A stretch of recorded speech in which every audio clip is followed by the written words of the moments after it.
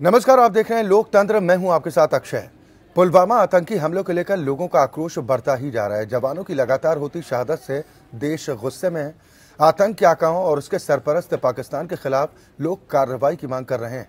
सवाल उठ रहे हैं कि राशिद गाजी को तो जहन्नुम का रास्ता दिखा दिया, लेकिन आतंक के असली आका मसूद अजहर को कब तक कब्र में पहुंचाया जाएगा? लोग इस बात का जवाब सरकार से मांग रहे हैं। सरकार बलिदान का बदला लेने का भरोसा दे रही है। पुलवामा आतंकी हमले के मास्टरमाइंड राशिद गाजी को मौत के घाट उतार दिया गया। कश्मीर घाटी में ऑपरेशन चलाया जा रहा है। संदिग्धों को हिरासत में लेकर पूछताछ की जा रही है। अलगाववादियों से सुरक्षा छीन ली गई। पाकिस्तान से मोस्ट फेवर्ड नेशन का दर्जा तक छीन लिया गया। कस्टम ड्यूटी 200 गुना तक बढ़ा दी गई। यानी हर वो पेच कसने की तैयारी की जा रही है जो पाकिस्तान को घुटने टेकने पर मजबूर कर सके। लेकिन सवाल इस बात को लेकर उठ रहे हैं, क्या ये सब होने से आतंक का खात्मा पूरी तरह से हो पाएगा, या पाकिस्तान को सबक सिखाने के लिए जंग आखिरी रास्ता है? आज लोकतंत्र में चर्चा इसी मुद्दे पर।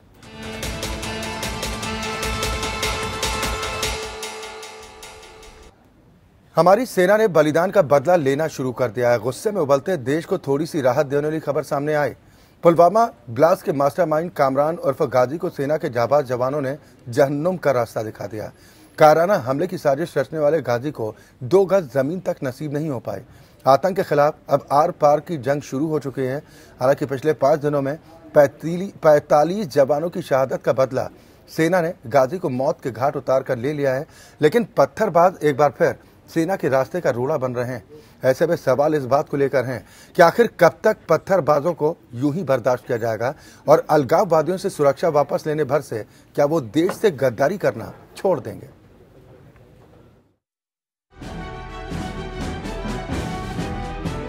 आतंक का अंत होना अब तय। आतंकियों को सेना ने जमीन में गाड़ना शुरू कर दिया है। पिछले 5 दिनों से देश में उबाल है। 45 शहीदों की शहादत से देश सुलग रहा है। गुस्से के गुबार बारूद बनकर पाकिस्तान पर फूटने को बेताब है। कायर आतंकियों को सबक सिखाने के लिए देश की 130 करोड़ जनता सेना और सरकार के साथ खड़ी है। सेना और सरकार के हर फैसले पर सब साथ खड़े हैं। मिशन एक है, आतंक को मिट्टी में मिलाना, देशद्रोहियों को दंड देना, आतंक की मंडी पाकिस्तान को बर्बाद करना। पिछले 5 दिनों से सेना उन आतंकियों को ढूंढ रही थी जो पुलवामा हमले का मास्टरमाइंड था।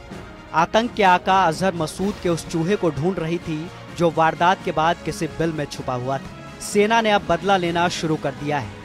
बदले की आग में ज्वालामुखी बन चुकी सेना अब किसी भी हद तक जाने को तैयार है।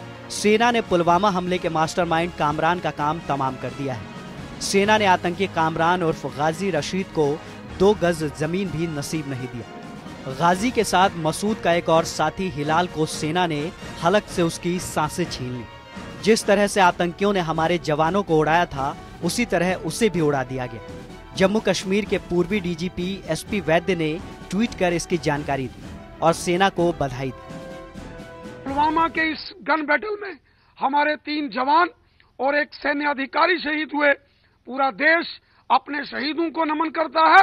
और सेना के जवानों ने जिस तरीके से पुलवामा हमले के मास्टरमाइंड आतंकवादियों को, देश के टॉप कमांडर्स को ढेर कर दिया है, सेना को बहुत बड़ी कामयाबी मिली है।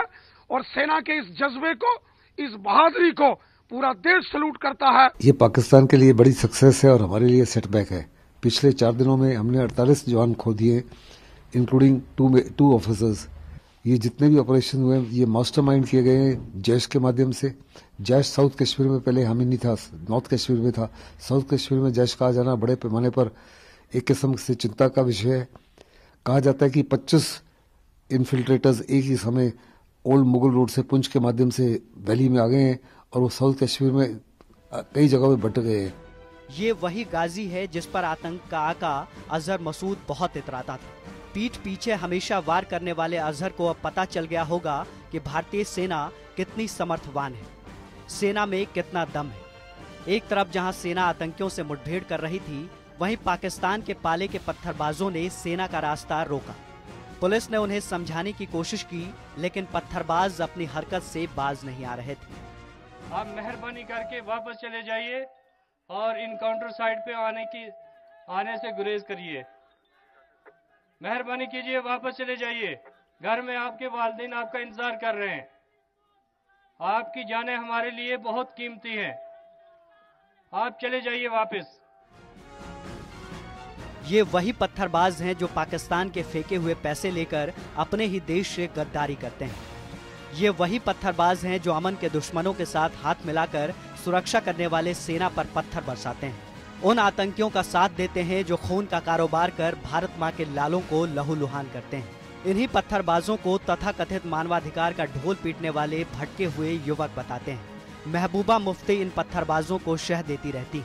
अलगाववाद की दुकान सजाए नेताओं की दुकान अब बंद हो रही है। अब देश के खिलाफ नफरत फैलाने वालों को सुरक्षा नहीं मिलेगी। अब पत्थरबाजों और अलगाववादियों को भारत नहीं पालेगा। सरकार अब किसी भी हाल में इन्हें बर्दाश्त नहीं करेगी। सेना तैयार है, सरकार तैयार है। अब आतंक का अंत होना तय है। गुस्से में ज्वालामुखी बन चुके देश को शांत करने के लिए आतंक का अंत जरूरी है। Bureau report, AP. यहाँ तो लगातार होती जवानों की शहादत से देश गुस्से में। आतंक के आकाओं और उसके सरपरस्त पाकिस्तान के खिलाफ लोग कार्रवाई की मांग कर रहे हैं। सवाल इस बात को लेकर उठ रहे हैं कि राशिद गाजी को तो जहन्नुम का रास्ता दिखा दिया गया, लेकिन आतंक के असली आका मसूद अजहर को कब तक कब्र में पहुंचाया जाएगा? लोग इस बात का जवाब सरकार से मांग रहे हैं। सरकार बलिदान का बदला लेने का भरोसा दिला रही है। पुलवामा आतंकी हमले के मास्टरमाइंड राशिद गाजी को मौत के घाट तो उतार दिया गया। कश्मीर घाटी में ऑपरेशन भी चल रहे हैं। संदिग्धों को हिरासत में लेकर पूछताछ की जा रही है। अलगाववादियों से सुरक्षा तक छीन ली गई और पाकिस्तान से मोस्ट फेवर्ड नेशन का दर्जा तक छीन लिया गया है। कस्टम ड्यूटी तक 200 गुना बढ़ा दी गई। यानी हर वो पेच कसने की तैयारी की जा रही है जो पाकिस्तान को घुटने टेकने पर मजबूत कर सकता है। लेकिन सवाल इस बात को लेकर है कि इन तमाम कवायदों से क्या आतंक का खात्मा पूरी तरह से हो जाएगा या फिर पाकिस्तान को सबक सिखाने के लिए अब आखिरी रास्ता जंग बचा है। आज हम इसी पर चर्चा करेंगे। एक बेहद खास मेहमान हमारे साथ मौजूद हैं। सबसे पहले अपने दर्शकों की मुलाकात कराते हैं। सैफ खान साहब हमारे साथ हैं। आप नेता हैं कांग्रेस पार्टी के और अब से कुछ ही देर बाद कुछ और खास मेहमान भी हमारे साथ मौजूद होंगे। स्वागत है सैफ साहब। बहुत बहुत शुक्रिया साहब। कितना गुस्सा है जवानों की शहादत पर? भाई सबसे पहले मैं आपका बहुत बहुत शुक्रगुजार हूँ कि आज इस मुद्दे के ऊपर जो है या हमारे देश के जो जवानों की शहादत पे आपने मौका दिया और वो भी आपके साथ। जाहिर सी बात है ये दर्द ऐसा है कि जो बताया जा नहीं सकता। हमारे देश के जो जवान हैं वो शहीद हो रहे, शहादत हो रही। और 30 साल में आप यकीन माने 30 साल में इतना ज्यादा जो है हमने टेररिज्म हमारे देश में नहीं देखा जैसे हमें अब आजकल देखने को मिल रहा है। बहुत अफसोस की बात है, लगातार जो है शहादतें करीब जो हमें देखने को मिल रही है। लगातार जो है दिन ब दिन में हमें रिपोर्ट्स आती जा रही हैं। जो लोग घायल थे उनकी तरफ से भी रिपोर्ट्स अच्छी नहीं। बहरहाल आपको आज महत्वपूर्ण जो सवाल हैं वो मैं रखना चाहूंगा इसके ऊपर जो है, क्योंकि हम सब जितनी भी पॉलिटिकल पार्टीज हैं वो सब जो है देश के साथ में खड़ी हैं और सबका मोटो एक है कि हमें अपने देश को मजबूत करना है और पाकिस्तान को और इन टेररिज्म ग्रुप्स को जो है जवाब देना है। अब सवाल ये उठता है जो पूछना चाहिए भी और मुझे लगता है कि पूछना आवश्यक है और जरूरी है कि जब आप 17 जनवरी 2019 में ड्राई रन की अगर मैं बात करूं, जहां से शुरुआत होती है ये कि कैसे इनकी प्रैक्टिसिंग चल रही थी, कैसे कैसे ये प्लांट कर रहे थे, तो 17 जनवरी 2019 से इन लोगों ने जो है राजभाग एरिया में ग्रेनेड फेंका और ग्रेनेड जब फेंकने के बाद 5 लोग घायल हो गए। यानी इन्होंने अपनी ये जो प्रैक्टिस है टेररिज्म की फैलाने की, इन्होंने शुरुआत जो है जनवरी से करनी शुरू कर दी थी, जिसे आप प्रैक्टिसिंग बोलते हैं आप जी। फिर 18 जनवरी उसके ठीक 48 घंटे बाद 18 जनवरी को इन्होंने श्रीनगर और शोपियन में जो है फिर जो है बम 2 ग्रेनेड जो है वो फेंके। लगातार ये प्रैक्टिसिंग इनकी जो है हमें देखने को मिली। फिर 10 फरवरी 2019 में इन्होंने फिर जो है सीआरपीएफ के जो कंटेनेंट को जो है उसके ऊपर बम फेंके, जिसमें 11 लोग जो है वो इंजर्ड हुए। हमने ये जरूर देखा, और ये श्रीनगर की बात कर रहा हूँ, लाल चौक की मैं बात कर रहा हूँ, उस वक्त जो है ये वहां की हादसा हुआ था, 11 लोग जो है इंजर्ड हुए थे। फिर इन्होंने स्कूल में विस्फोट किया, एक बम फेंका जो है, जिसमें इतनी हाई अलर्ट चल रहा था। जाहिर सी बात है लगातार जब ये इतनी सब घटनाएं चल रही हैं तो हाई अलर्ट तो चल ही रहा था। यहां तक कितना हाई अलर्ट था कि स्कूलों के बच्चे जो होते हैं छोटे, उनके बैग्स तक में जो है तलाशियां ली जा रही थी। सवाल आज ये उठता है कि जब इतना हाई अलर्ट चल रहा था, इतनी सिक्योरिटी जो है लगातार, और लेटर्स भी लिखे गए थे।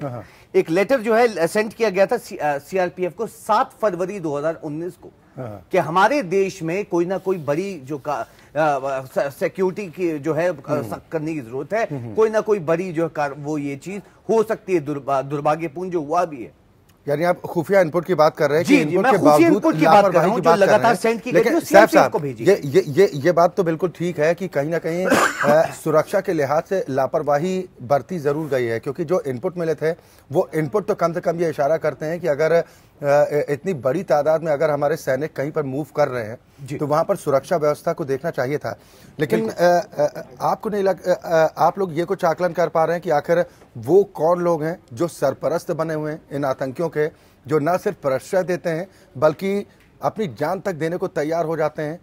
देखिए, इन टेररिज्म की अगर हम बात करें तो इनका इस्लाम से, अगर मैं इस्लाम का बोलूं या जिहाद का अगर बोलूं, क्योंकि मैं खुद भी मुसलमान हूं, तो आज आपके चैनल पे बहुत स्पष्ट बोलना चाहता हूं, आतंकवाद का तो कोई धर्म नहीं होता। बिल्कुल सही बात है, ये पैसे की वजह से करते हैं साहब, और पैसे की वजह से मुझे ये बताइए, चाहे वो जम्मू अगर पैसों की वजह से आप ये स्वीकार कर रहे हैं कि पैसों की वजह से लड़के बहक जाते हैं, बिल्कुल, तो वो लड़के क्या करें जो देश के अंदर आप लोग ये सवाल उठाते हैं कि देश में इतनी बेरोजगारी है, तो इसका मतलब ये है क्या कि आप आतंक के रास्ते पर चले जाएं, पहले बेरोजगारी मुद्दा हो सकता है। नहीं, इसको क्या बेरोजगारी से जोड़ा जा सकता है? नहीं, बिल्कुल, हर बेरोजगार के आतंक का रास्ता चल सकता है। ये जरूर बोलूंगा कि बेरोजगारी एक मुद्दा जरूर हो सकता है इसको सपोर्ट करने वाला, मगर चाहे बेरोजगारी हो या ना हो, आप जो है टेररिज्म को जो आप सपोर्ट करते हैं तो उसका सिर्फ एक ही मकसद, ये पैसा लेके काम करते हैं। इनका कोई धर्म नहीं, इनका कोई रिलीजन नहीं, ये इंसान कोई है। उकसाने का काम कौन करता है? उकसाने का काम वो जो बैठे हुए जो हैं, ये टेररिज्म के ग्रुप जो हैं,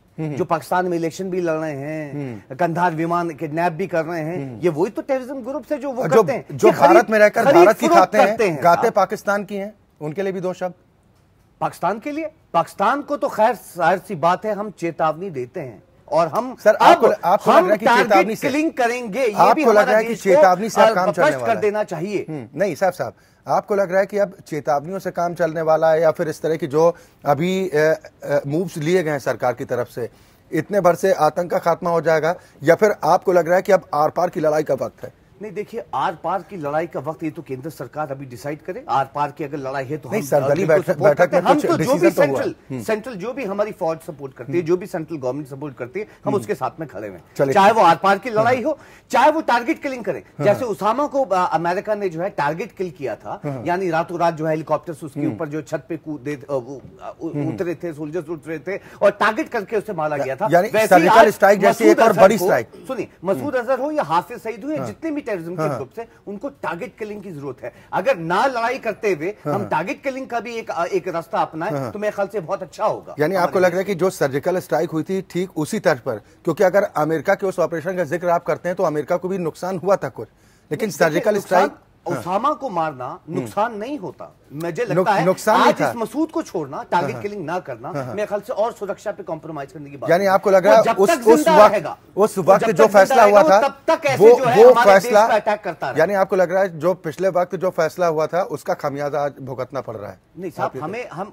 खामियाजे की बात नहीं, कंधार विमान किडनैप हुआ था, आप ये समझ सकते हैं, हमारे देश के जो नागरिक उस वक्त की क्या परिस्थिति थी, उस वक्त की सरकार को क्या डिसीजन लेना चाहिए था, और जो डिसीजन लिया गया टारगेट किलिंग अगर हम करते हैं। मैं आऊंगा ना, मैं इसीलिए तो हम ये लगातार चर्चा कर रहे हैं, और देश भर में चर्चा का विषय बना हुआ है कि आखिर पाकिस्तान को अगर घुटने टेकने पर मजबूर करना है तो क्या सिर्फ मिलिट्री ऑपरेशन ही सक्षम है, या फिर चारों तरफ से घेराबंदी किए जाने की जरूरत है? हमारे साथ रमेश ठाकुर जी भी जुड़ गए हैं, आप वरिष्ठ पत्रकार हैं। रमेश ठाकुर जी, जो मौजूदा वक्त में सरकार की तरफ से जो भी प्रक्रिया अपनाई जा रही है, घाटी के भीतर जो सेना का ऑपरेशन चल रहा है, आपको लग रहा है कि सही ट्रैक है या फिर कुछ कमियां अभी आप देख रहे हैं? नहीं, बहुत सारा विरोधाभास हमें देखने को मिल रहा है। सुबह 10 बजे एक रिपोर्ट आती है कि हमने 2 आतंकवादी मार दिए, और फिर मीडिया में भी ये खबर चलती है और नेताओं की तरफ से ये बयानबाजी होने लगती है कि बदला जो लेना है हम लोगों को, उसका पहला कदम बढ़ा दिया। 2 घंटे बाद क्या होता है, हमारे फिर जवान शहीद हो रहे हैं। तो ये समझ में नहीं आ रही स्थिति की गवर्नमेंट किस दिशा में चल रही है। क्या ऐसा तो नहीं लग रहा 24 जो दिसंबर सन 1999 में जो हम लोगों ने एक बहुत बड़ी हमारी सरकार ने गलती करी है, जितने लोग छोड़े गए क्योंकि उनके डायरेक्ट लिंक इस घटना से जुड़े हुए हैं, क्या वो गलती दोबारा से हम दोहरा रहे हैं क्या? अभी सैफ खान साहब बोल रहे हैं, ठीक है, किसी पॉलिटिकल पार्टी से जुड़े हुए हैं, हमारे बहुत अच्छे मित्र हैं, लेकिन मैं फिर भी ये कहना चाहूंगा इनको क्या आप लोगों के पास उस समय मौका नहीं था? आपकी हुकूमत इससे पहले 10 साल तक आप लोग रहे हो। आप ओसामा का उदाहरण देते हो, अमेरिका का उदाहरण देते हो। अमेरिका ने जिस तरीके से उनकी जो पॉलिसी है आतंकवाद को खत्म करने के लिए, आतंकवाद को मारने के लिए, वहां के हम किनारे भी नहीं पहुंच पाएंगे। उनके ऊपर अटैक हुआ, उन्होंने 1 महीने के अंदर उन्होंने रणनीति बनाई कि उनका आका कौन है, ढूंढ के निकाल लिया कि ओसामा बिन लादेन का ये पूरा कृत्य है। रातों रात दूसरे देश के अंदर जाके उनको मार गिराया। क्या आपके अंदर क्षमता है? नहीं है। आप लोग सिर्फ एक दूसरे के ऊपर आरोप प्रत्यारोपों का दौर शुरू होता है। लेकिन इस केस में और इस तस्वीर एक जो आई है पुलवामा के बाद में कि सारी पॉलिटिकल पार्टियां, बुद्धि जमात, जितने भी ये वर्ग है पूरे हिंदुस्तान के, वो एकजुटता इनको दिखाई है। लेकिन आप और हम स्टूडियो में बैठ के ही बात कर सकते हैं। क्या हमारे पास ये परमिशन थोड़ी है हम जाके सरहद पे जाके लठ चलाएं चल के? नहीं, उससे कोई विकल्प नहीं हल होने वाला। ये अल्टीमेटली करना गवर्नमेंट को ही है। गवर्नमेंट को ही स्टेप लेना है कि तो आपको लग रहा है कि इसमें कुछ गुंजाइश बरती जा रही है? आज कई मीडिया में एक रिपोर्ट है, वहां जो तैनात रह चुके हैं बहुत सीनियर ब्रिगेडियर, मैं अपने अखबार के लिए एक इंटरव्यू जब कर रहा था तो उन्होंने बड़ी अच्छी बात बताई उन्होंने कि ये जो हो रहा है ये उनके द्वारा नहीं हो रहा है, उनका तो इसमें 20% कंट्रीब्यूट है। 80% जो नाकामी है हमारी है, हमारा ही उसमें बंदा है। ठीक, जो इस आत्मघाती हमले का जो मास्टरमाइंड बताया जाए, मारा गया है, ठीक है, वो कश्मीर का है। ठीक है, और उसके बाद में 1 किलो भी RDX और 1 किलो जो विस्फोटक सामग्री है कहीं मिलती है तो कानून के जो बने हुए मानक उनके तहत उनको 6 महीने की सजा नहीं है। आप हमें बताइए 2 क्विंटल 3 क्विंटल ये कहां से पाई जा रही है? और ये सारी की सारी हमारे यहाँ की निर्मित नहीं है, ये सरहद पार की निर्मित है। नहीं तो आप इस पक्ष में हैं कि सीमा पार दुश्मन से तो हम थोड़ा समय के बाद भी निपट सकते हैं। जो देश की सीमा के अंदर दुश्मन है, सबसे पहले उनकी पहचान करना, उनसे निपटना जरूरी है। नहीं, ये तो बहुत समय पहले से सामने आती रही सारी इन मुद्दों पे बात करना बेमानी सी लगती है। जब आपको पता है, तो करनी पड़ेगी ना। जब आपको पता है, अक्षय जी, जब आपको पता है, आपकी हुकूमत को पता है, हुर्रियत के नेता, अलगाववादी नेता वहां बैठ के आप उनको पनाह दे रहे हो, हर तरह की सिक्योरिटी उनको दे रहे, उनका काम क्या है? सिर्फ जिहाद फैलाना? नहीं, लेकिन इसीलिए मैं कह रहा था कि अब तक क्योंकि अलगाववादियों की सुरक्षा को लेकर, उनको वापस लेने को लेकर हिम्मत नहीं दिखाई गई। हालांकि मांग तो बहुत वक्त से उठती रही कि हुर्रियत वालों को या फिर अलगाववादी हैं, इनको सुरक्षा किस बात की दी जा रही कि वो खाते हमारी हैं और गाते कहीं और की हैं। अब सुरक्षा वापस लिया जाना क्या एक ये जवाब माना जाए सरकार का कि अब किसी तरह की कोई कोताही नहीं बरती जाएगी? जो देश के साथ है वो देश के साथ है, जो देश के खिलाफ है वो दुश्मन। देखिए, बिल्कुल सही आपने फरमाया। ये जो फैसला है बहुत देरी से लिया हुआ अच्छा फैसला कहा जाएगा। लेकिन ये फैसला क्यों लिया? अब पुलवामा में जिस तरह की घटना हुई है और शुरुआती जांच में जिस तरीके से NI को इनपुट मिले हैं और वो सारी रिपोर्ट जैसे सरकार को, गृह मंत्रालय को इन्होंने पेश करी है, उसके बाद में आनन फानन में फैसला लिया जाता है कि इनकी सुरक्षा हटा दी जाए, इनकी जितने भी फैसिलिटी इनको दी गई हैं वो सब हटाई जाए। ये देखो, सुरक्षा एजेंसियों के कहने पे हुआ। क्या ये चीजें आपको नहीं दिखाई देती हैं? क्या ये उनकी जो एक चीज में, और जो प्रधानमंत्री का खुले मन से ये कहना कि हमने सेना को पूरी खुली छूट दे दी है, सेना अपनी रणनीति तैयार करे और कोई बाउंडेशन नहीं है, वो क्या करना चाहते हैं, कैसे करना चाहते हैं, तो अब सेना के पास दारोमदार है देखिए शहादत का बदला लेने का। देखिए, इसी मैंने शुरुआत में कहा कि इन्हीं बातों में बहुत ज्यादा विरोधाभास पैदा होता है। पोखरण के अंदर आपकी पूरी सेना की जमात इस समय इकट्ठा हो रही है, वायुसेना, थल सेना, सारी की सारी वहां पे। इवन यहाँ पे सचिन तेंदुलकर भी, उनके अंदर इतनी खुन्नस है, इस बात को लेके पीड़ा है, वो भी वहां पे पहुंचे हुए हैं। वो इसलिए पहुंचे हुए क्योंकि वो वायुसेना की तरफ से मानद उनको कैप्टन बनाया गया है, तो उन्होंने सरकार से इजाजत मांगी कि अब तक तो मैंने क्रिकेट में और बल्ला बहुत चलाया है, लेकिन ये वक्त आ गया कि अब मैं ग्रेनेड और गन चलाऊंगा। उनको परमिशन दी गई है। ऐसा सोचने वाले देश में एक बड़ी आबादी है, आक्रोश इस कदर है, देश के तमाम युवा तो इस बात की मांग कर रहे हैं कि अगर मौका मिले तो वो अपने जवानों की शहादत का बदला लेने के लिए सीमा पर लड़ने को तैयार। मेरे साथ विजेंद्र प्रताप सोलंकी साहब भी जुड़ गए हैं। आप बीजेपी के नेता हैं, सरकार का पक्ष रखने के लिए हमारे साथ मौजूद हैं। विजेंद्र प्रताप सोलंकी साहब, आपको लग रहा है कि सरकार की तरफ से जो भी रणनीति पुलवामा अटैक के बाद अख्तियार की जा रही है वो सही दिशा में है, या आपको भी कहीं लूपहोल कुछ नजर आ रहे हैं जिनमें सुधार की गुंजाइश? अक्षय जी, एकदम सही कदम है और देश का बहुत बड़ा तबका देश का बहुत बड़ा हिस्सा, देश के लोगों का बहुत बड़ी आबादी वो देख भी रही है, समझ भी रही है कि बिल्कुल सही स्टेप्स हैं। इससे पहले देश आजाद हुआ तब से लेकर आज तक इस तरह के स्टेप्स लेने की हिम्मत किसी ने नहीं की। कश्मीर की समस्या ये वास्तविक जो देन है, ये वो परिवार फारूक अब्दुल्ला साहब, उमर साहब, उनके फारूक जी के अब्बा साहब, उस वक्त ये कहां वो लोगों का ध्यान नहीं गया उस वक्त कि उस सरकार में 3.5 लाख कश्मीरी पंडितों को वहां से भगाया गया, मारा गया, काटा गया, भेजा गया। तो वहां के हालात ऐसे पैदा करने के लिए जिम्मेदार अगर है तो मैं तो उस परिवार को स्पेसिफिकली मानता हूं। नहीं तो इससे पहले भी, अब 2014 छोड़ दीजिए, इससे पहले भी बीजेपी की सरकार रही है सत्ता में, उस वक्त आप लोगों का ध्यान नहीं गया उस पर? नहीं, उस वक्त भी चूंकि स्टेट के हालात पिछली सरकारों ने पिछले 60-65 बरस में ऐसे बिगाड़ दिए थे कि उस वक्त भी ध्यान था। और तो क्या अब्दुल्ला परिवार को लेकर भी कुछ जहन में चल रहा है क्या सरकार के? कौन से? नहीं। जैसे अब्दुल्ला परिवार को आप जड़ बता रहे हैं, तो उनके खिलाफ भी कोई एक्शन की तैयारी है क्या? मैंने इसलिए उसको कोट किया है कि अब्दुल्ला साहब ने जब ये घटना घटी, 40 लोग मारे गए, उस वक्त उन्होंने कहा था कि भाई अब बदला लेने का सही वक्त है, बहुत बुरा हुआ है। और अब आपने ताजा उनकी स्टेटमेंट अगर हमारे साथी लोगों ने ध्यान दिया हो, अब कह रहे कि नहीं पाकिस्तान से बातचीत करनी चाहिए। ये दोगली बातें हैं, बेकार की बातें। और मैं नहीं समझता कि नेता क्यों नहीं समझते इतने सीनियर लोग कि इन सब का जो रिजल्ट है, वो चाहे हिंदू मरे, मुस्लिम मरे, सेना मरे, कश्मीरी मरे, अल्टीमेटली मर तो भारत के लोग रहे हैं।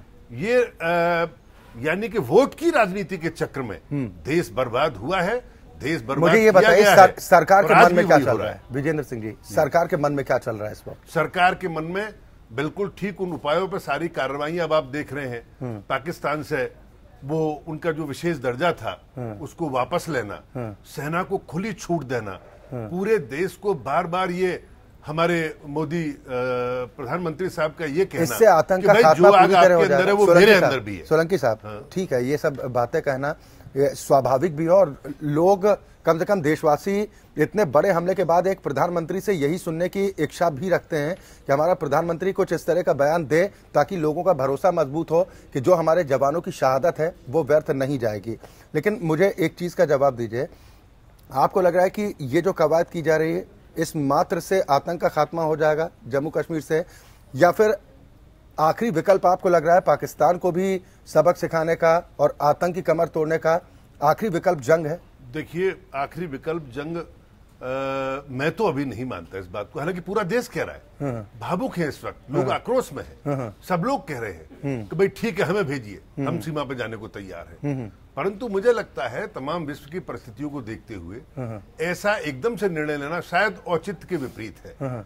और इसके साथ साथ जो कदम day to day, hour to hour, हर घंटे उठाए जा रहे हैं, उनकी सराहना पूरा देश नहीं पूरा विश्व भी कर रहा है। सैफ खान साहब जी, इसका मतलब ये माना जाए कि हो सकता है कि किसी तरह की सर्जिकल स्ट्राइक एक बार फिर देखने को मिले, लेकिन देश क्या सर्जिकल स्ट्राइक की डिमांड कर रहा है आज की डेट में?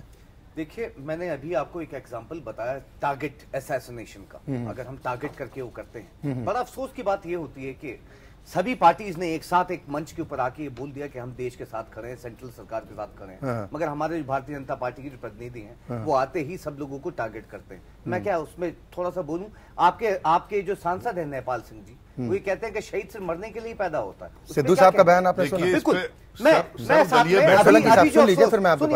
अभी जो अफसोस ये जता रहे, मैं बोलना चाहूंगा आपके अभी तो उन जवानों की जो चिता है वो भी ठंडी नहीं हो पाई थी, और अमित शाह जी जो है कर्नाटका में रैली कर रहे होते हैं, फिर योगी जी केरला में रैली कर रहे होते हैं, फिर पीयूष गोयल जी तमिलनाडु में रैली कर रहे होते हैं, फिर मनोज तिवारी जी दिल्ली में नाच और गाना कर रहे होते हैं। आपके हिसाब से क्या होना चाहिए सैफ खान साहब? नहीं साहब, क्या करना चाहिए? क्या मुझे बताने की जरूरत है ये नहीं, कि क्या करना चाहिए? मैं आपसे जानना चाह रहा हूं ना। हम एक साथ खड़े हैं देश के लिए, इसमें कोई दो राय की बात नहीं, मगर ऐसी चीजें जो है वो नहीं करनी चाहिए। आप कहते हैं कि सियासत मत करिए इस चीज के ऊपर, जो है बिल्कुल नहीं होनी चाहिए सियासत। एक मंच पे होना चाहिए, डिसीजंस होने चाहिए, आपको ये बताना चाहिए, सलाह लेनी चाहिए कि हम जो है कैसे टारगेट के लिए कर सकते हैं, या हम जो है सलाह नहीं ली गई।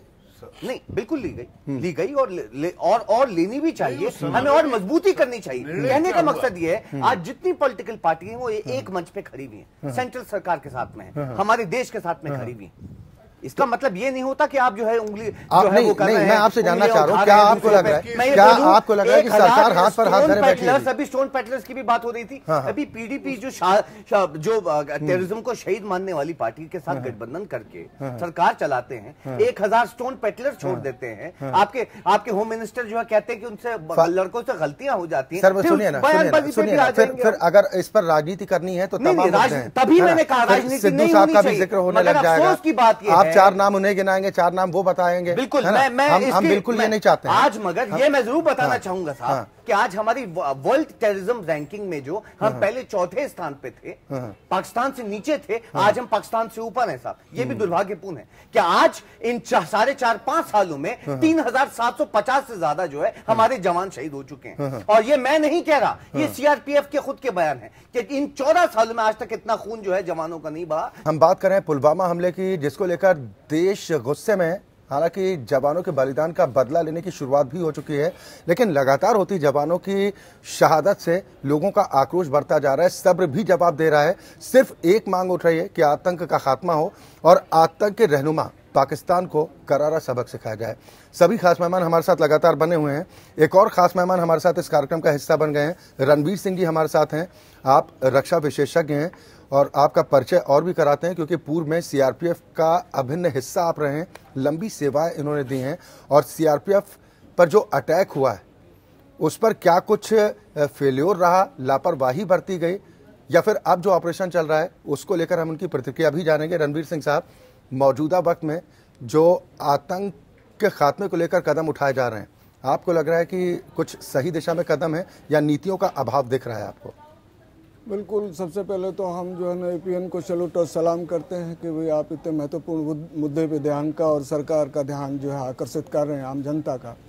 सवाल ये है कि जो ये अभी इतना जो 5-6 दिन के बाद जो हमारी बर्फबारी के बाद और जो काफिला गया, और वो भी काफिला मुझे लगता है 2.5-3 किलोमीटर लंबा था और जिसमें 2500 से ज़्यादा सैनिक, तो इस तरह का नहीं करना चाहिए था, क्योंकि इतने सारे, जबकि उनको अगर एयरलिफ्ट करवाया जाता तो बहुत बेहतर होता। और पूरी जो है ना, और इसके बारे में सीआरपीएफ आईजी के भी बयान आए कि हमने तो अप्रोच किया था प्रशासन को भी, हमें सरकार की तरफ से कल शायद इस पर खंडन भी आया।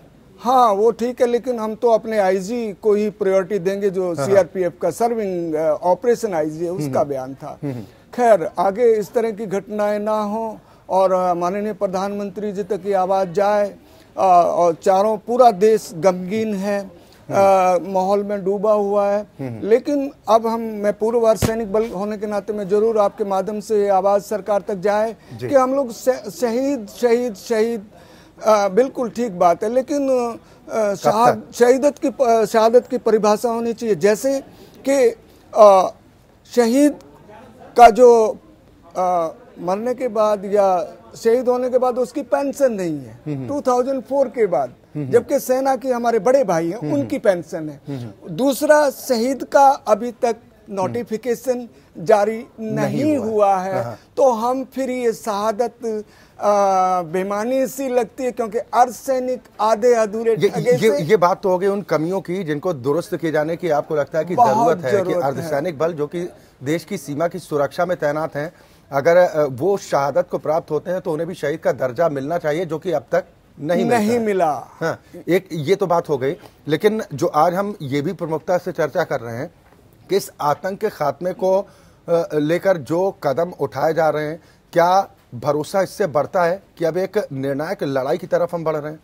बिल्कुल, जो है माननीय प्रधानमंत्री जी की तरफ लाखों निगाहें देख रही, पूरा देश उनके सपोर्ट में, पक्ष विपक्ष सब लोग आ रहे हैं कि भाई जो है ना एक अब जो है आखिरी आर पार का होना चाहिए, क्योंकि हमने बहुत खून बहा है। जहां तक अर्धसैनिक बलों का सवाल है, 34,000 आजादी के बाद आज तक जवानों ने शहादत दी है और ये सिलसिला जारी है। आपके हिसाब से सही इलाज क्या होना चाहिए?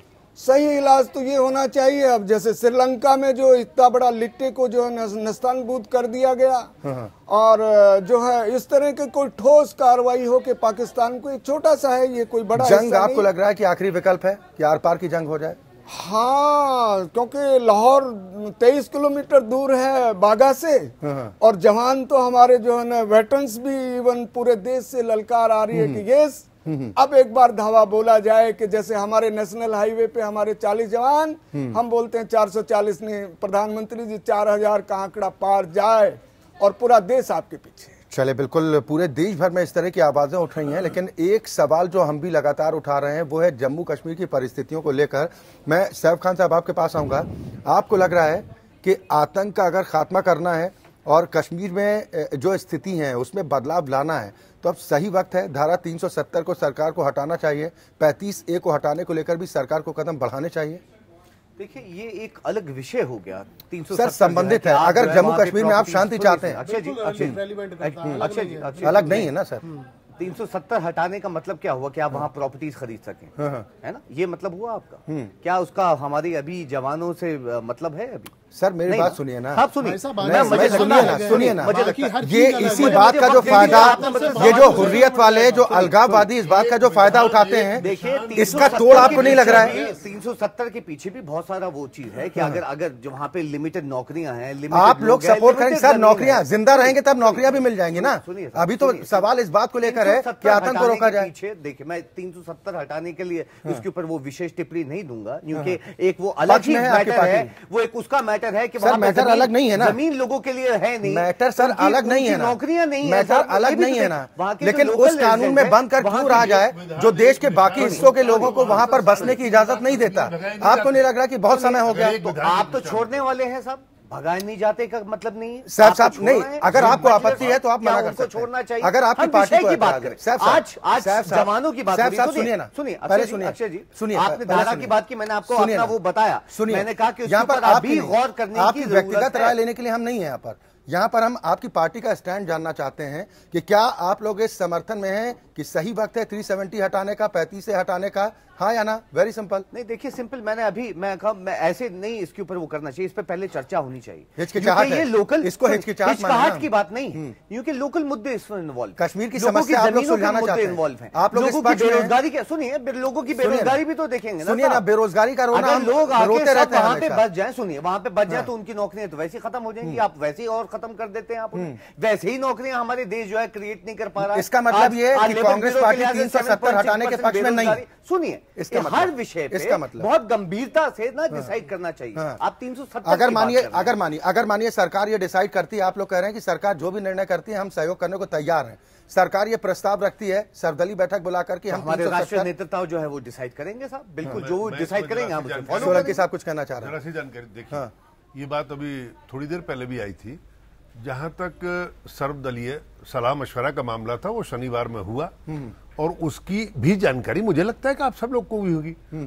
उसमें जो प्रस्ताव लाया गया था उसको नहीं पारित किया, और उसमें कम्युनिस्ट और कांग्रेस पूरा दबाव बना के इस बात पे लगे और उसकी काटछांट की गई कि सारे अधिकार सरकार को दे दिए जाए। उन्होंने संख्या क्या जाहिर की? अरे भाई, अगर सारे अधिकार दे दिए, इस पे एज इट इज हमने सहमति दे दी, तो मुश्किल होगा, कहीं ऐसा ना हो चुनाव टाल दे। ये बात हुई, ऐसा ना हो कि युद्ध छेड़ दे एक साथ। तो ये मौके क्या इस सियासत के थे?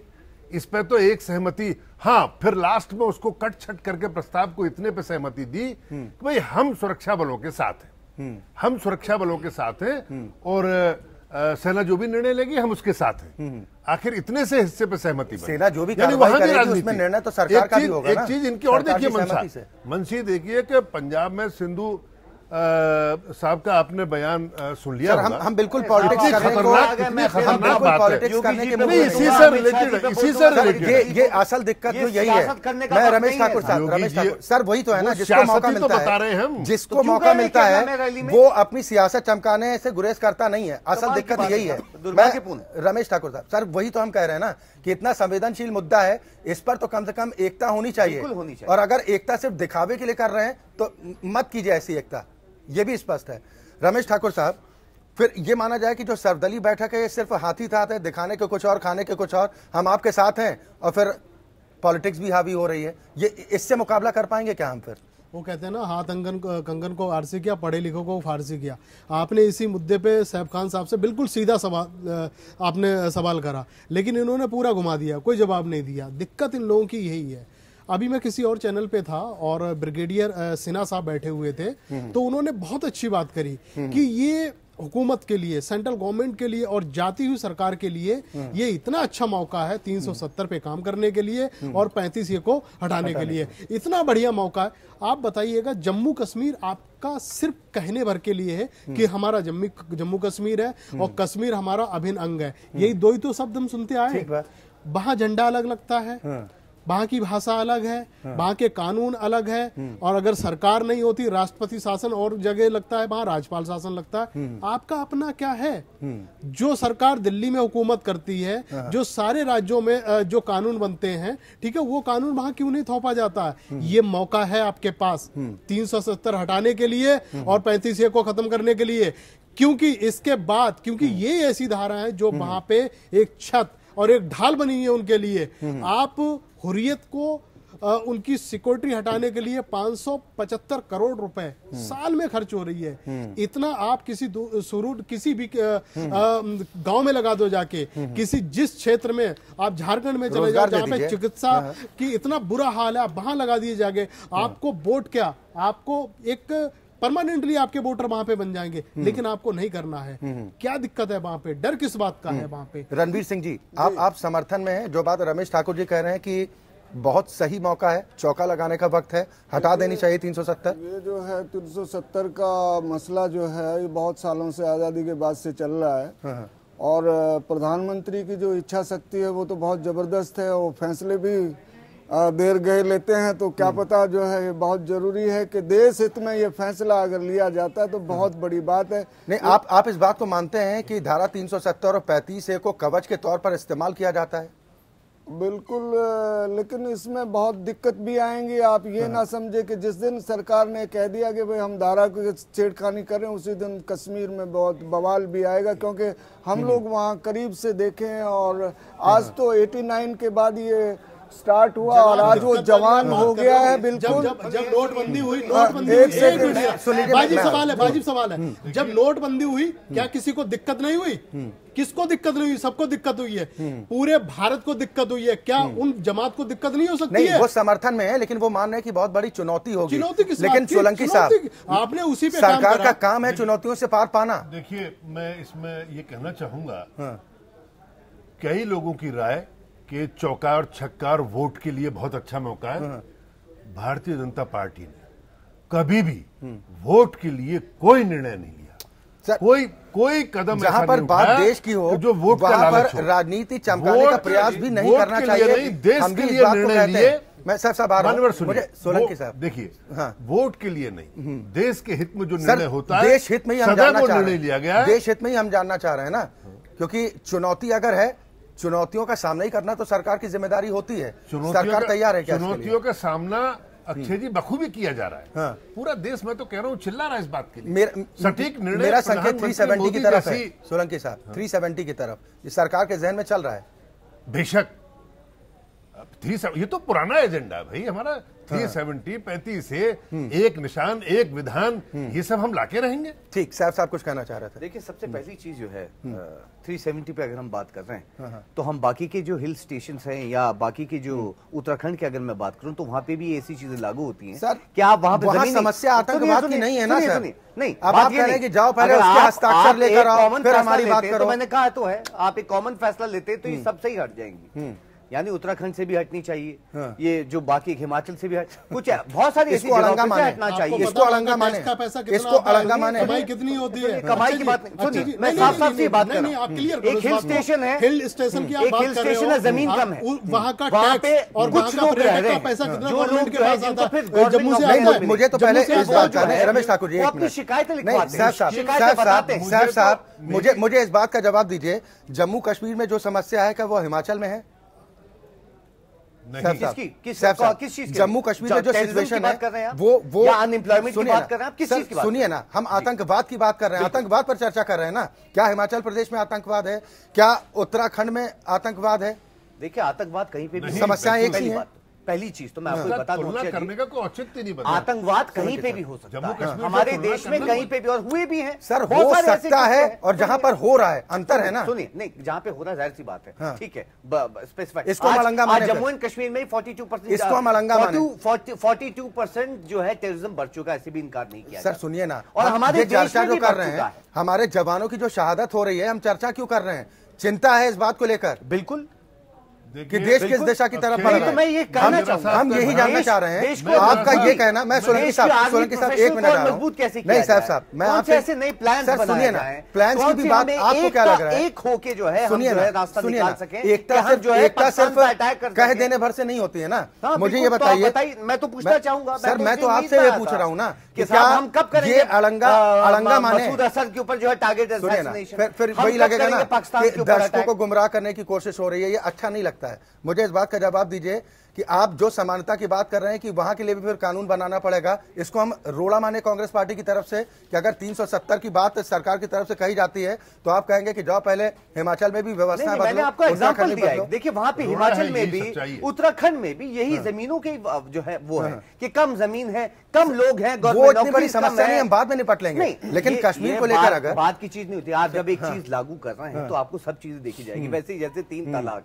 साहब आप जब 3 तलाक का बिल लेके आ रहे हैं तो आप जो है ये आप जो है 3 तलाक को समर्थन हमने दिया, मगर उसके जब कमियां हैं, कमियां आज भी जो है रकम मेयर का कोई जिक्र नहीं है कि जो कॉम्पनसेशन है, हम पहले ऐसा देश होंगे जो है आदमी को 2 मरतबा कॉम्पनसेशन। सर सुनिए कानून में कमियां जो सुनिए ना सर, कानून में कमियां आज भी हैं, है ना, पहले भी रही हैं, और वक्त वक्त पर उन कमियों को दूर भी किया गया है। संविधान में जो संशोधन आज तक जितने हुए हैं वो संशोधन कम से कम इस ओर इशारा करते हैं कि कहीं ना कहीं उस कानून की कमी का खामियाजा देश को भुगतना पड़ा है। हम बात सिर्फ कर रहे हैं जम्मू कश्मीर के संदर्भ में, जहां पर आतंकवाद पनपता है और वहां के कुछ स्थानीय लोगों की जो कि आतंकी मानसिकता के हैं, जो उसको सपोर्ट करते हैं, उसके खात्मे को लेकर क्या यह कदम उठाया जाना जरूरी नहीं है? रणवीर सिंह साहब, मेरा सवाल यह है कि आप हटा दीजिए, नहीं आम लोगों के लिए आप कश्मीर की सीमा, जम्मू कश्मीर के भीतर बसने की इजाजत दीजिए, पूर्व सैन्य अफसरों को, जवानों को बसा दीजिए। आप इसके पक्ष में हैं? ठीक है, बिल्कुल होना तो चाहिए, क्योंकि ये किसी की बपौती नहीं है। कश्मीर अलग झंडा, अलग संविधान, बिल्कुल होना चाहिए। और अगर ऐसा होता है तो बहुत अच्छा, ये बहुत डिसीजन होगा। लेकिन मैं इसमें एक जरूर बीच में कहूंगा कि शहादत के ऊपर जिक्र चल रहा है। केंद्रीय अर्धसैनिक बल के जवान जो देश की 15,000 किलोमीटर चाक चौबंद चौकसी कर रहे हैं, बीएसएफ के जवान आए दिन सिर काटे हैं, बर्फीले हिमालय में आईटीबीपी के हिमवीर बैठे हुए, धधकते नक्सल बाहुल क्षेत्र में आए दिन सीआरपीएफ के जवान मर रहे हैं। ये जो इन जवानों को जरूरी है कि सुविधाएं दी जाए, शहादत में फर्क ना हो, एक राशि निश्चित तय किया जाए, कोई 1 करोड़ दे रहा, कोई 20 लाख दे रहा। प्रधानमंत्री के गृह प्रदेश में मात्र 4 लाख है, जिसकी ये जिक्र करना जरूरी है। दूसरा चीज, माननीय गृह मंत्री ने कहा कि भाई पैरामिलिट्री जवानों को भी अर्धसैनिक बलों की तर्ज सुविधाएं, वेतन भत्ते, शहीद का दर्जा दिया जाएगा। ये 29 सितंबर का बयान है 2016 का, आज तक लागू नहीं हुआ। जीएसटी की मांग, हमारी सीपीसी कैंटीन है जो जीएसटी के चलते मार्केट रेट पे आ गई है। माननीय प्रधानमंत्री जी के पिछले दिनों जो है ना वो करण जौहर के नेतृत्व में रणबीर कपूर आए, आलिया भट्ट, वो सेल्फी भी सर वायरल हुई और उन्होंने उठा के उनको मूवी टिकट के ऊपर बनंजा घोषित कर दिया, जीएसटी के टिकट माफ कर दिया वो जीएसटी। तो जो केंद्रीय अर्धसैनिक बल के जवान है उनकी कैंटीन पे जरूरी है जीएसटी छूट दी बिल्कुल जाए। आपके दर्द, आपकी व्यथा को हम समझ किरण रिजिजू जी का एक और मैं सवाल जरूर कहूंगा, ये आपके माध्यम से सरकार तक आवाज जाए। जब भी हमारी सुविधाओं की मांग होती है तो वो कह देते हैं कि भाई सीसीएस रूल के तहत आते हैं, इनकी सेवा शर्तें अलग है। मान्यवर किरण रिजिजू जी तक आवाज जाए, सरकार तक जाए कि जब सरकार 3 तलाक पे कानून ला सकती है, एसटी कानून पे अध्यादेश ला सकती है, सर्वणों के ऊपर ला सकती है, तो 20 लाख अर्धसैनिक बल के परिवारों के ऊपर बिल्कुल जायज भी है। सीसीएस रूल को हटाया जाते हैं। उम्मीद इस बात को लेकर करते हैं कि देश में बैठी सरकार तक आपकी आवाज पहुंचे जी, और अगर नहीं पहुंचती है तो विजेंद्र प्रताप सोलंकी साहब से उम्मीद करते हैं बिल्कुल वो कम से कम पूर्व सैनिकों की आवाज को सरकार तक पहुंचाएं। पूर्व अर्धसैनिक, बिल्कुल। मैं विजेंद्र प्रताप सोलंकी जी, ये बात सही है क्या? अर्धसैनिक बल में होना इस बात से डिनाई कर सकता है कि अगर आपकी सीमा पर अगर आपकी जान जाती है तो वो आप शहीद नहीं कहलाएंगे? ये अन्याय आपको नहीं लगता कि वाकई में है? देखिए अक्षय जी, प्रथम तो मैं ये कहूंगा कि जो समस्याएं हैं और फिलहाल ज्वलन जो समस्या है हमारी जम्मू कश्मीर की, सरकार, वर्तमान सरकार और सेना, यह अर्धसैनिक बल पूरी तरह से सक्षम है, बशर्ते इन देश के अंदर रहने वाले गद्दारों पे ध्यान दिया गया होता। अब उन पे भी ध्यान दिया जा रहा है, किसी की सिक्योरिटी वापस हो रही है, किसी की सुविधाएं वापस हो रही है। ये कहते कहते मैं आपके प्रश्न का भी जवाब दूं कि रणवीर सिंह जी ने, जो रक्षा विशेषज्ञ की हैसियत से यहाँ पे हमारे साथ हैं, इन्होंने जितनी भी बातें कही हैं उन सब पे सरकार को अमल करना चाहिए। मैं इनकी बात से सहमत हूं और वो प्रोसेस में, इसके लिए मैं खुद पिछली 20 तारीख को हमारा डेलीगेशन जो ऑल इंडिया पैरामिलिट्री एसोसिएशन है, उसका मैं यूपी का स्टेट प्रेसिडेंट भी हूं। 20 तारीख को पिछली हम माननीय राजनाथ सिंह जी से मिले थे, हमने बहुत सारी बातें, तो उन्होंने कैंटीनों के प्रस्ताव मान लिए, ज्वाइंट सेक्रेटरी पुलिस के साथ हम मिले, और बहुत सारी अर्धसैनिक बोर्ड का गठन, उसके साथ साथ डिस्पेंसरीज की सुविधा रूरल तक, पर बहुत सारी बातें हैं जो हमें मिलनी चाहिए, हमारे अर्धसैनिक बलों को मिलनी चाहिए। बिल्कुल, मैंने एक ही लाइन में सहमति दे दी कि मैं भाई साहब की बात से पूरी तरह से सहमत। एक सेकंड सर। हाँ रणवीर सिंह, हाँ, हम लोग ईद के दिन, जो बीती ईद गई, माननीय गृह मंत्री जी से मिले, हमने ये पूरे मुद्दे उठाए। अर्धसैनिक बल बोर्ड का गठन करने में सरकार को दिक्कत कहाँ आ रही है? अब तो आप गौर कर रहे हैं, कोई दिक्कत नहीं, राज्य सरकार को ऑर्डर दीजिए ताकि अर्धसैनिक वेलफेयर बोर्ड का गठन हो। जीएसटी के बारे में 29 जून 2017 को माननीय गृह मंत्री ने चिट्ठी लिख दी, वित्त मंत्री जी को भी इनको छूट दी जाए। आज तक उस चिट्ठी का कुछ नहीं हुआ। एक से नो प्रोसेस। अभी हम 30 जून को माननीय गृह सचिव से मिले, उन्होंने कहा यस, ये टॉप प्रायोरिटी पे अर्धसैनिक कल्याण बोर्ड और जवानों की पेंशन, और साथ में 1 रैंक 1 पेंशन की बात छोड़ दीजिए, सेना के एक जवान को, हमारे बड़े भाई हैं, एक जवान को 17 साल के बाद उसको पेंशन, 52 के तौर पे 1 रैंक 1 पेंशन, और बाद में जाए तो रिहेबिलिटेशन। यहाँ ऐसा कुछ नहीं, आधे अधूरे सैनिक बिल्कुल जाए। आपने जो बात रखी है वेरी क्लियर, वाकई जाए सोलंकी साहब। मेरे ख्याल से, और फिर आप तो पूर्व सैनिक हैं। मैंने जब एक ही लाइन में बात रख दी कि मैं आपकी बातों से सहमत हूं जी, ये सब सुविधाएं सेना की तर्ज पे मिलनी चाहिए। क्योंकि मैं तो यहां तक भी कहना चाहूंगा कि अर्धसैनिक बल के गर्दन रोज काटी जाती है, रोज शहादत होती है, और ऐसा देखा गया है। मानवर, आप ध्यान दीजिएगा मेरी बात पे, मैं सहमत हूं कि सैनिक 17 साल या उसके आसपास पूरी सर्विस करने के बाद सकुशल अपने घर आ जाता है, उसने कभी जिंदगी में बॉर्डर ही नहीं देखा, युद्ध ही नहीं देखा, युद्ध हुआ ही नहीं। मैं सैनिक के लिए बात कर रहा हूं। अब अर्धसैनिक बल, जिसमें ये 6 पैरामिलिट्री फोर्सेज आती है, CRPF, BSF, CISF, ITBP, SSB और असम राइफल्स, इनकी तो रोज शहादत हो रही है, कोई दिन खाली नहीं जाता। उनकी पीड़ा यही है कि हम सीमा पर खड़े मैं होकर, आपकी बात से सहमत हूं, लेकिन आज देश किसी और विषय पे है। नहीं, देखिए, आज चर्चा किसी और विषय पे। नहीं, हम दूसरे विषय पूरी हो गई, सर, बात पूरी हो गई।